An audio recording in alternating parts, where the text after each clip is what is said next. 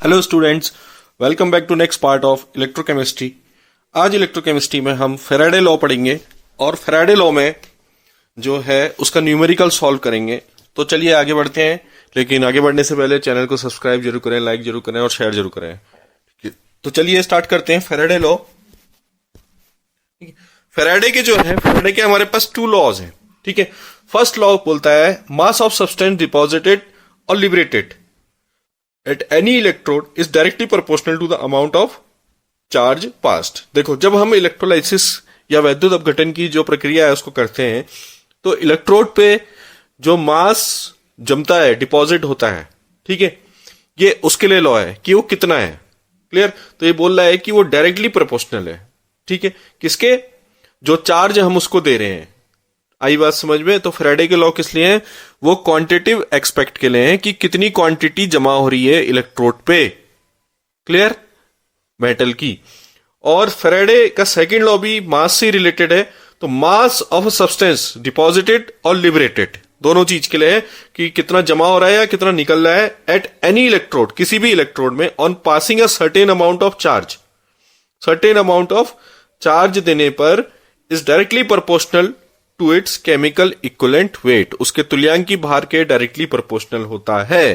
Clear? वो जो मास उसमें जमा हो रहा है, ठीक है। चलिए इसको और अच्छे से समझते हैं। ये तो इंट्रोडक्शन था दोनों लॉस का, दोनों लॉस को और अच्छे से समझते हैं, आगे बढ़ते हैं। सबसे पहले है मेरे पास फर्स्ट लॉ।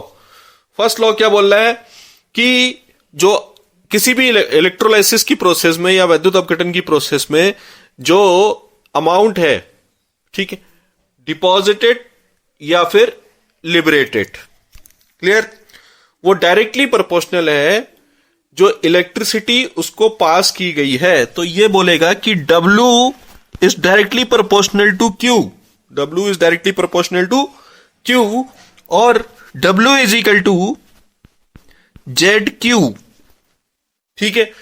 जहां पर को W क्या है? W जो है वो कितना अमाउंट मास है, वो कितना अमाउंट डिपॉजिट हुआ या कितना लिबरेट हुआ, कितना जमा हुआ या कितना निकला। और Q क्या है? Q है इलेक्ट्रिसिटी कूलाम में जो हमने पास की है, क्लियर। और जब W डायरेक्टली प्रोपोर्शनल है Q, तो तब W इज इक्वल टू है ZQ। Z जहां पर को क्या है? स्थिरांक है, ठीक है, जिसको हम इलेक्ट्रोकेमिकल, या वैद्युत रासायनिक स्थिरांक बोलते हैं, इक्विवेलेंट है, ठीक है, क्लियर, या कांस्टेंट है। तो सपोज हमने T सेकंड के लिए, हमने कितने सेकंड के लिए? T सेकंड के लिए I एम्पेयर की धारा प्रवाहित की, इतना करंट हमने दिया, ठीक है। तो Q इज इक्वल टू उस टाइम पे होता है IT। Q is equal to क्या होता है? IT, clear. तो Q की वैल्यू अगर हम यहां पर को लगा लें तो W इज इक्वल टू क्या हो जाएगा? W इज इक्वल टू हो जाएगा Z I T, ठीक है। तो W बराबर कितना हो जाएगा? ZIT, यहां पर हम देख सकते हैं, क्लियर। और अगर हम एक कूलाम की धारा जो है Q इज इक्वल टू, जब हमारे पास एक कूलाम है और I इज इक्वल टू भी 1 एम्पियर है, तो और T हमारे पास 1 सेकेंड है, तब उस समय पे W इज इक्वल टू कितना हो जाएगा? Z हो जाएगा। ये हमारा फेराडे का फर्स्ट लॉ है, इलेक्ट्रोलाइसिस का फेराडे का फर्स्ट लॉ। एक बार और रिवाइज कर लेंगे कि ये बोलता है कि जो अमाउंट डिपॉजिट हो रहा है या लिबरेट हो रहा है वो डायरेक्टली प्रोपोर्शनल है Q के, क्लियर, जो इलेक्ट्रिसिटी हम पास कर रहे हैं कूलाम में, और W is equal to ZQ। Z जहां पर को क्या है? कांस्टेंट है ऑफ इलेक्ट्रोकेमिकल इक्विवेलेंट बोलते हैं इसको हम। और Q इज इक्वल टू क्या होता है? IT होता है, हमें पहले से पता है, ठीक है। तो Q is equal to IT जब होगा तो W is equal to ZIT हो जाएगा उस टाइम पे। ये फर्स्ट लॉ है फेराडे का। सेकंड लॉ पढ़ते हैं।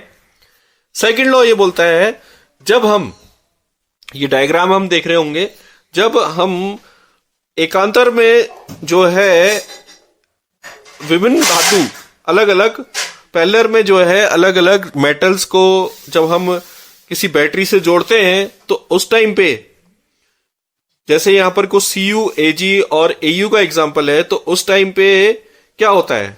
When some quantity of electricity is passed through different electrolytic solution connected in a series, किसी सीरीज में हमने जोड़ रखा है इसको, ठीक है।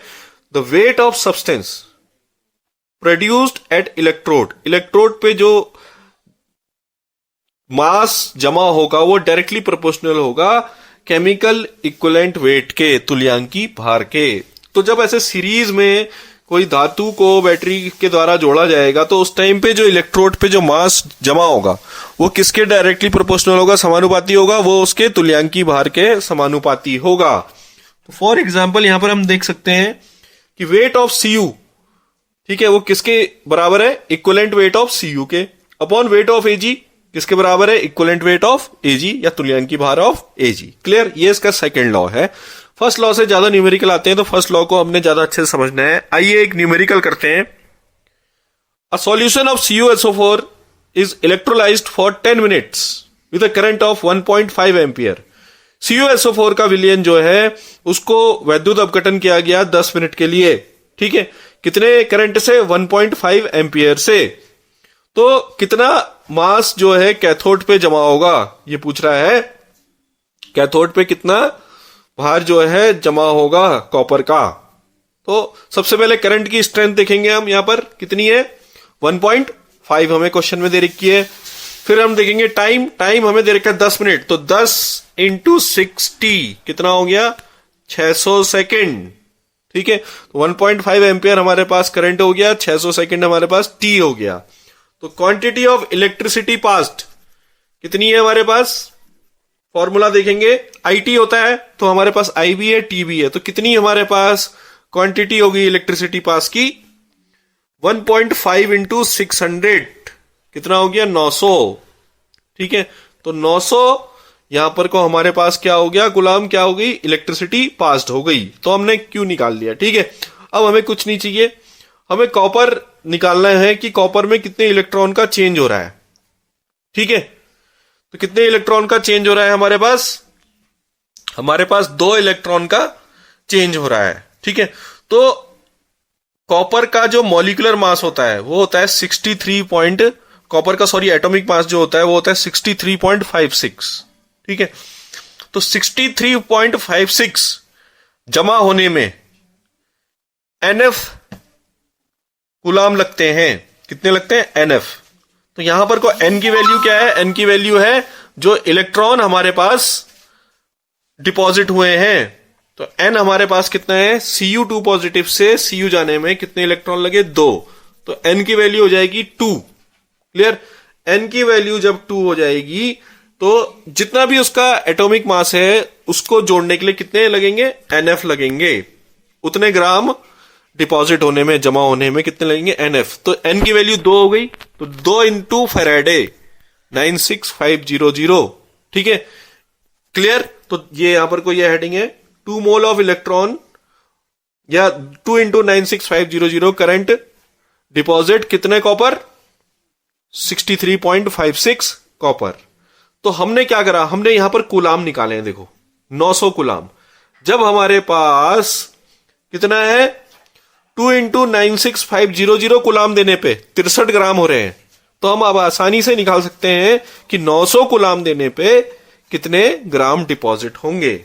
क्लियर, तो 900 ग्राम देने पे हमारे पास कितने होंगे, ये वाला पोर्शन होगा जो नीचे पे दे रखा है 63/NF, 63/NF इंटू 900। क्लियर, तो हमारे कॉन्सेप्ट समझ में आया। सबसे पहले हमने क्या निकाला, हमने करंट निकाल लिया, ठीक है, सॉरी हमारे पास करंट दे रखा था, हमने इलेक्ट्रिसिटी निकाल ली, कितनी पास हुई, कितनी वैद्युत निकली, ठीक है, वो हो गई IT के बराबर। तो निकले कितने गुलाम, 900 गुलाम। अब हमारे पास पहले से डेटा है, क्योंकि इलेक्ट्रॉनों का जितना चेंज हो रहा है उतना उसका एटॉमिक भार, उसका परमाणु भार के बराबर जमा होता है उतने में। तो 2 इलेक्ट्रॉन का चेंज हो रहा था, NF है हमारे पास formula 2 into Faraday is equal to 63.56, ठीक हो गया। तो 2 इंटू फेराडे से हमारे पास निकल गया कि 2F देने पे 63 ग्राम हो रहे हैं, तो 900 गुलाम देने पे कितने होंगे, 900 गुलाम देने में होंगे 63.56 अपॉन 2 इंटू 9650 इंटू 900। तो उत्तर आ जाएगा 0.296 ग्राम, आंसर इतना आ जाएगा हमारे पास, ठीक है। तो ये फैराडे का सिंपल सा न्यूमेरिकल्स होते हैं, और फैराडे का जो फर्स्ट लॉ है उसको हमें अच्छे से याद रखना है, वो बोर्ड पे उससे क्वेश्चन भी आते हैं। सेकंड भी याद रखना है, कभी कभी पूछा जा सकता है फैराडे के दोनों नियमों को बताइए। तो आई होप आपको वीडियो पसंद आया होगा। ठीक है, तो वीडियो को अच्छे से देखिए।